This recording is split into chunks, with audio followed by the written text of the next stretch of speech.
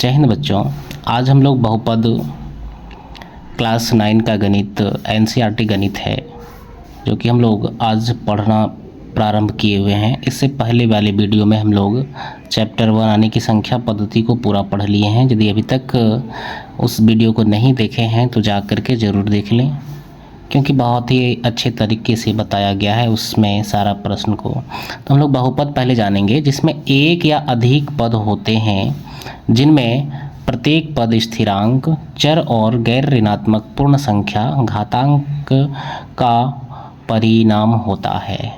ठीक है, तो उसे हम लोग बहुपद कहते हैं। बहुपद का मतलब ही है कि यदि बहुत सारे पद जोड़ और घटाव के साथ जुड़ा हुआ हो तो उसे हम लोग बहुपद कहते हैं।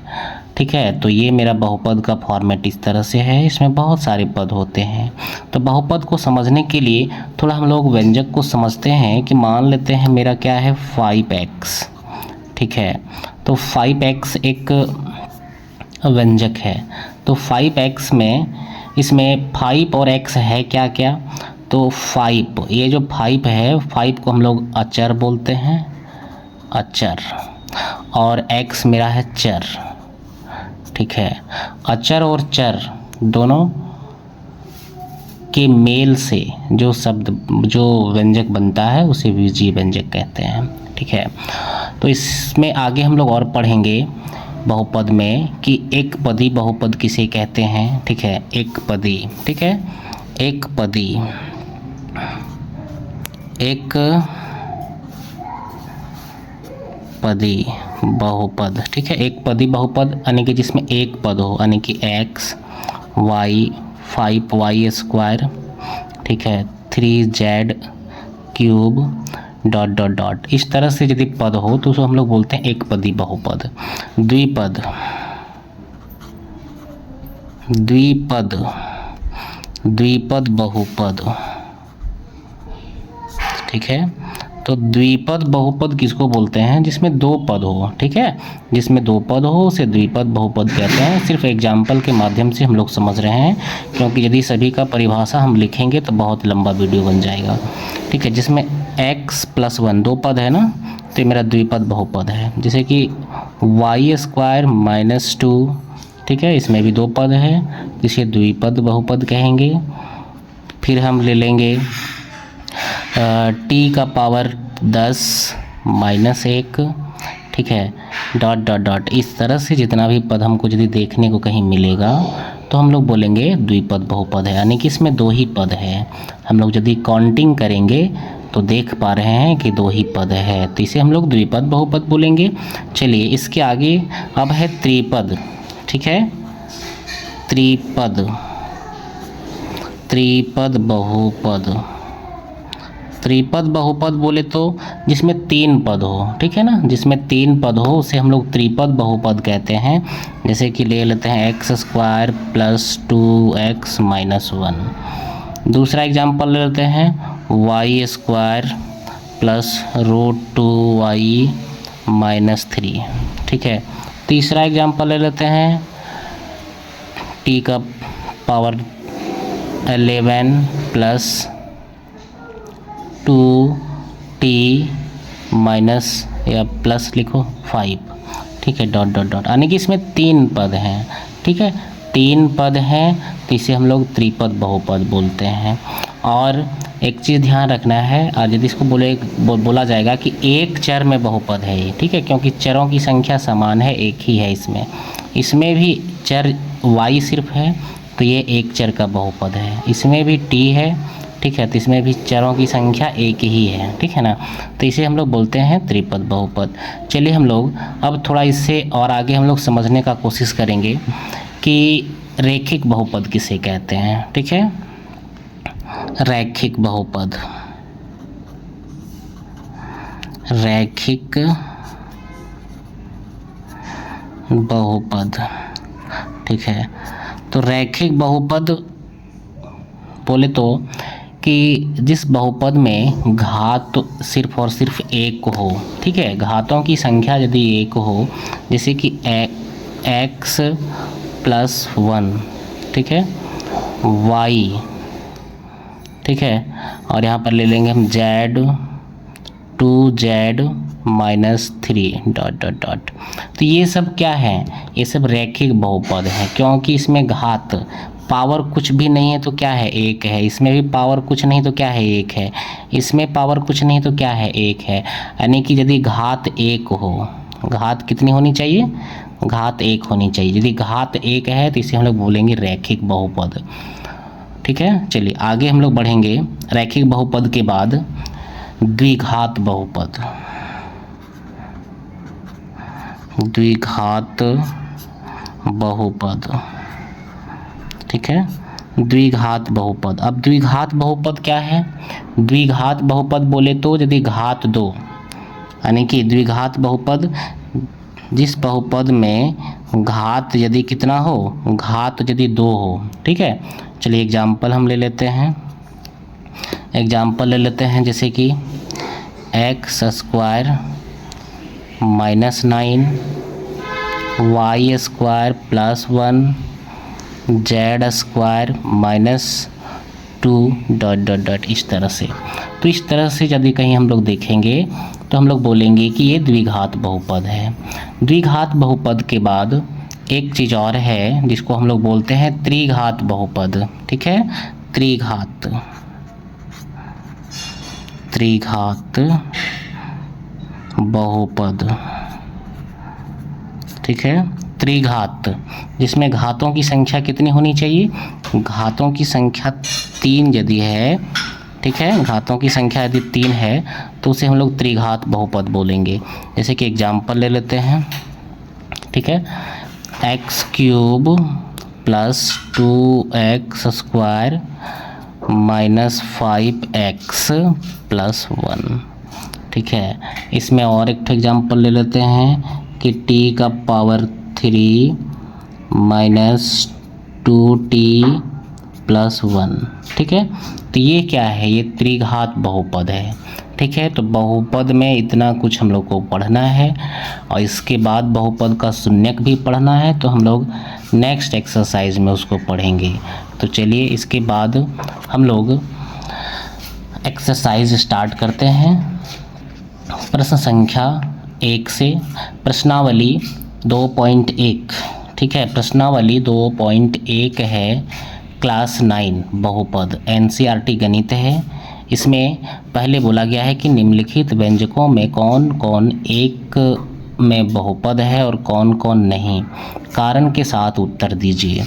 ठीक है, तो इसका आंसर क्या हो जाएगा, इसका आंसर हो जाएगा कि यह बहुपद है, एक चर में बहुपद है। ठीक है, ये है एक चर में बहुपद है, यहाँ लिख देंगे एक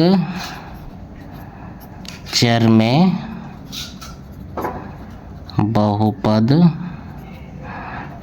है, इसका आंसर यही हो गया। नेक्स्ट प्रश्न है कि वाई स्क्वायर प्लस रूट 2। ठीक है, वाई स्क्वायर प्लस रूट 2, इसका भी हम लोग सॉल्यूशन करेंगे। तो इसमें भी चरों की संख्या 1 है और पावर मेरा पूर्ण संख्या है। ठीक है, पावर क्या है, पूर्ण संख्या है, तो ये भी एक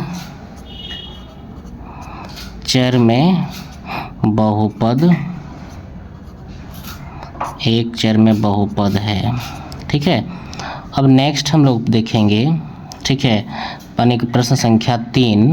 प्रश्न संख्या 3 क्या है कि 3 root t plus t root 2, यानी कि 3 t का रूट यदि हटाएंगे तो पावर हो जाएगा 1/2। ठीक है, तो घात यहाँ आ गया 1/2 प्लस t रूट 2, यानी कि घात जो है भिन्नात्मक मान है, भिन्नात्मक मान है ना, इसीलिए यह बहुपद नहीं है। लिखेंगे इसका आंसर में कि यह बहुपद नहीं है क्योंकि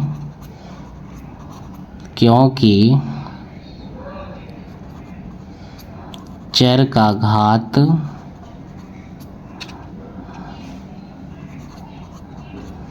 पूर्ण संख्या नहीं है, चर का घात जो है पूर्ण संख्या नहीं है, इसीलिए यह बहुपद नहीं है। चलिए हम लोग इसके बाद नेक्स्ट प्रश्न में में आगे बढ़ते हैं नेक्स्ट प्रश्न की ओर। प्रश्न संख्या 4, ठीक है। चैनल पे यदि नए हैं तो चैनल को बिल्कुल सब्सक्राइब कर लें, क्योंकि इसमें फ्री ऑफ कॉस्ट कंटेंट दिया जा रहा है। कोई ट्यूशन पढ़ने की कहीं भी ज़रूरत नहीं है। इस चैनल के माध्यम से सारा 9, 10, 11, 12 का गणित आप लोग पढ़ सकते हैं। इसलिए कहीं भी फ़ी देने का ज़रूरत नहीं है कि हम एक्स्ट्रा फ़ी चार्ज करेंगे। इसमें बिल्कुल मेरा यूट्यूब में फ्री ऑफ कॉस्ट है ना। चलिए हम लोग आगे हल करते हैं। अब है y प्लस 2/y, ठीक है। तो इसको हम लोग थोड़ा आगे हल करते हैं। y प्लस 2, अब यहाँ पर 1/y गुना हम लिखेंगे, 1/y लिख सकते हैं ना, क्योंकि 2 को 1 में गुना करेंगे तो 2 होगा, ठीक है। आगे थोड़ा सा हल करेंगे तो y प्लस 2, y को जब ऊपर हम लोग ले जाते हैं तो y के पावर हो गया -1, तो y का पावर -1। हम लोग तो पहले ही इसका परिभाषा में पढ़े हैं कि पावर घात कैसी होनी चाहिए, पूर्ण संख्या होनी चाहिए। तो यहाँ ऋणात्मक संख्या है ना, इसलिए यह भी बहुपद नहीं है। तो लिखेंगे यह बहुपद नहीं है, क्योंकि चर का घात पूर्ण संख्या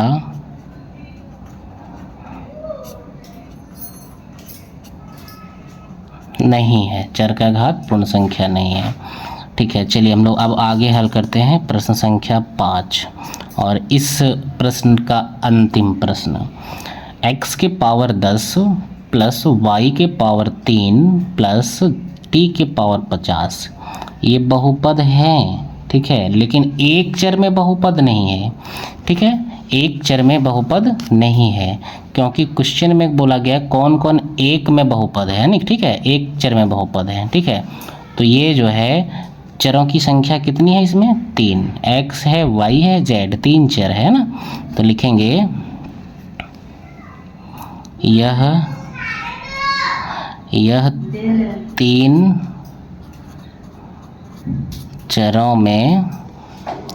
चरों में बहुपद है,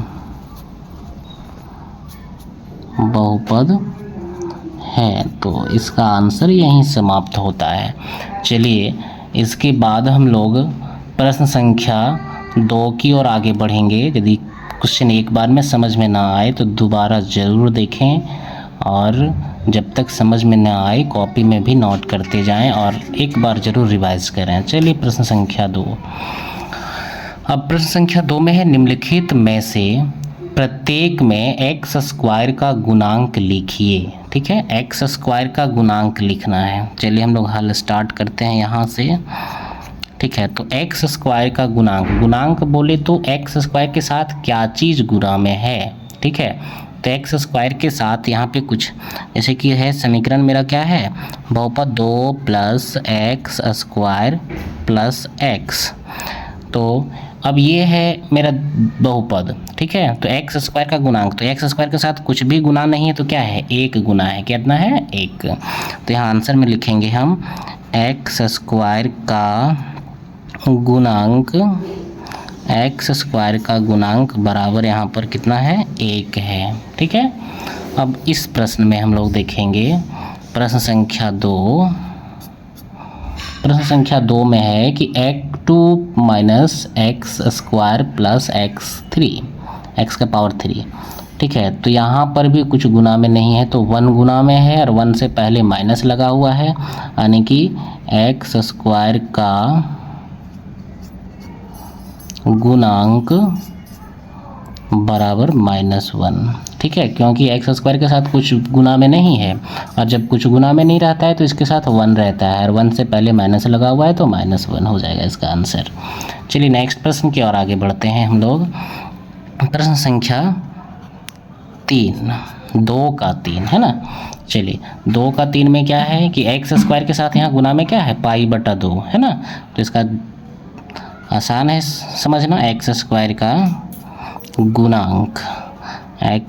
का गुणांक लिखेंगे।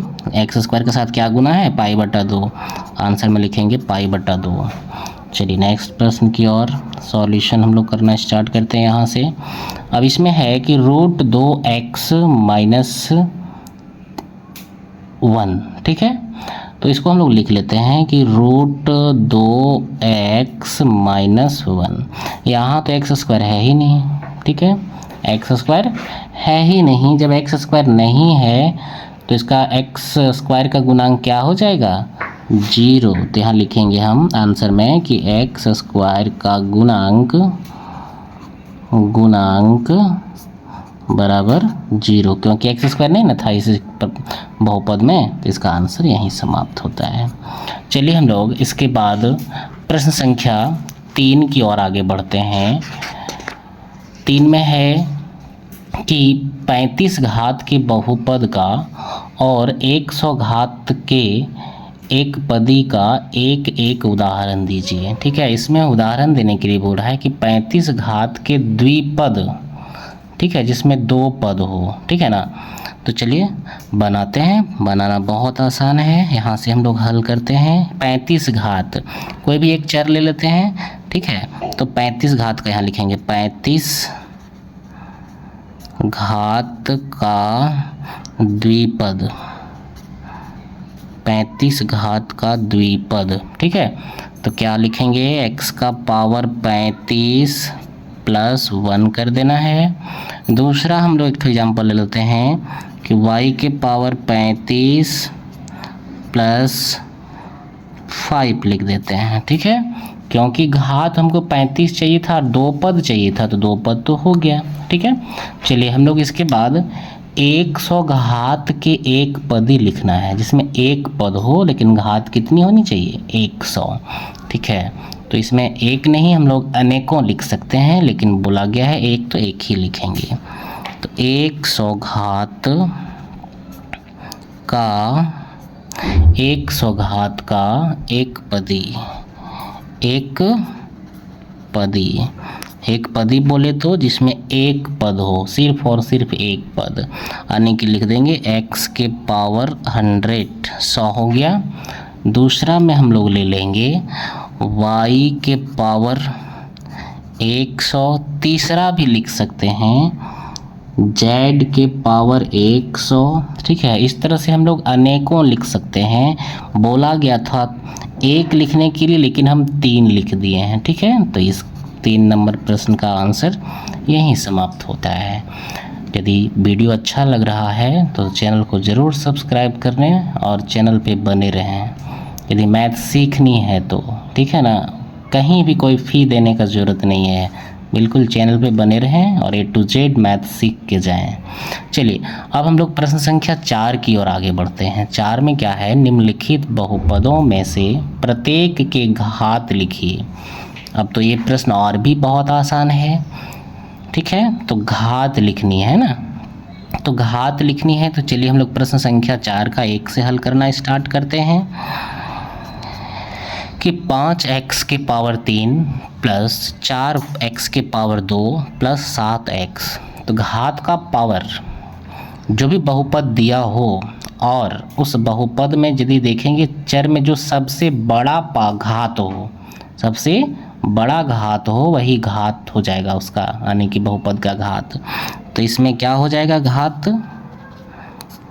सबसे बड़ा पावर कितना है? 3, यहाँ 2, यहाँ पर कुछ नहीं है तो क्या है? 1 है, लेकिन पावर सबसे ज़्यादा 3 का है ना, इसीलिए इसका घात आंसर हो जाएगा 3। चलिए दूसरा नंबर में हम लोग हल करते हैं।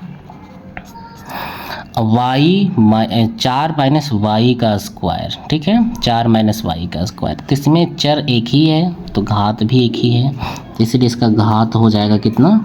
इसका घात हो जाएगा आंसर 2। तीसरा नंबर प्रश्न, इसमें मेरा चर t है यहाँ पे, ठीक है, और t की पावर कुछ भी नहीं है तो 1 पावर रहता है, ठीक है ना। तो इसका घात कितना हो जाएगा? इसका घात हो जाएगा 1, ठीक है। अब यहाँ पे हम लोग देख लेते हैं प्रश्न संख्या 4। यहाँ पर सिर्फ और सिर्फ अचर है ना, तो लिखेंगे 3। अब अचर के साथ हम चर लगा देते हैं x के पावर 0, ठीक है। एक चीज़ ध्यान देना है कि x के पावर 0 यहाँ लिख देते हैं, x के पावर 0 या y के पावर 0 या z के पावर 0 या t के पावर 0 या कोई भी संख्या के पावर 0। यदि संख्या यानी कि 5 की पावर भी यदि 0 है, यानी चर या अचर की पावर यदि 0 है तो इसका रिजल्ट आता है 1। ठीक है, इसका आंसर कितना होता है? 1 होता है। ठीक है, तो यहाँ पर x का पावर 0 हम लिखे हैं, इसका मतलब क्या हुआ कि इसका आंसर 1 है। 3 को 1 में गुना करेंगे तो भी 3 ही होगा। तब देखिए हमको यहाँ पर चर मिल गया है ना, तो इसको घात लिखना है। तो घात क्या हो जाएगा, यहाँ पर चर x है, x के पावर कितना है? 0, तो इसलिए इसका घात हो गया 0 आंसर। ठीक है, चलिए इसके बाद हम लोग नेक्स्ट प्रश्न आने की प्रश्न संख्या 5 की ओर आगे बढ़ते हैं। 5 में है कि निम्नलिखित को रैखिक बहुपद, द्विघात बहुपद, त्रिघात बहुपद में वर्गीकृत कीजिए कि कौन बहुपद कौन सी है। ठीक है, इसके बारे में लिखनी है। तो और ये इस एक्सरसाइज का अंतिम प्रश्न भी है। चलिए हम लोग हल करना स्टार्ट करते हैं। इसमें कितना पद है? 2 पद है, तो द्विपदी बहुपद है। ठीक है, लेकिन द्विपदी नहीं पूछ रहा है, इसमें पूछ है कौन सी? रैखिक, द्विघात और त्रिघात। तो घात से हम लोग पता करेंगे, इसमें घात कितना है? 2। जब घात 2 हो तो यह कौन सी बहुपद है? द्विघात बहुपद। ठीक है, द्विघात बहुपद, पहला हो गया द्विघात बहुपद। इस दूसरा का आंसर क्या हो जाएगा? इसमें घात देखेंगे, घात कितना है?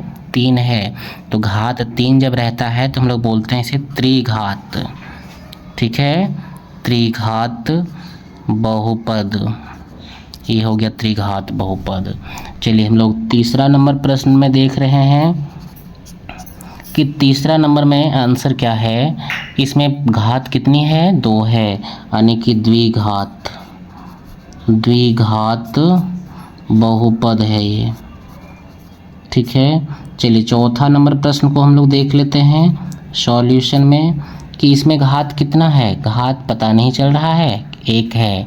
ठीक है, घात यदि 1 है तो हम लोग इसे बोलेंगे रैखिक बहुपद। ठीक है, रैखिक बहुपद, रैखिक बहुपद। ठीक है, चलिए अब इसके बाद हम लोग 5वां नंबर प्रश्न की ओर आगे बढ़ते हैं। इसमें है 3t। ठीक है, t के पावर कुछ भी नहीं है, कितना है? 1 है, तो इसे भी हम लोग बोलेंगे रैखिक बहुपद। छठा नंबर प्रश्न में हम लोग आ गए हैं। अब छठा नंबर प्रश्न क्या है कि r का पावर 2 है, पावर 2 यानी कि घात भी 2 है, तो इसे हम लोग बोलेंगे द्विघात बहुपद, द्विघात बहुपद। इसके बाद नेक्स्ट और अंतिम प्रश्न है प्रश्न संख्या 7, x स्क्वायर। इसके भी घात कितने हैं? 2 हैं, तो इसे भी बोलेंगे हम लोग द्विघात। ठीक है, द्विघात बहुपद। वीडियो यदि अच्छा लगे तो चैनल को ज़रूर सब्सक्राइब करना और अपने दोस्तों में भी शेयर करना, क्योंकि वीडियो बनाने में बहुत ही मेहनत लगती है। Thank you for watching this video. Channel पे बने रहें और नेक्स्ट वीडियो के लिए नेक्स्ट डेज। Thank you.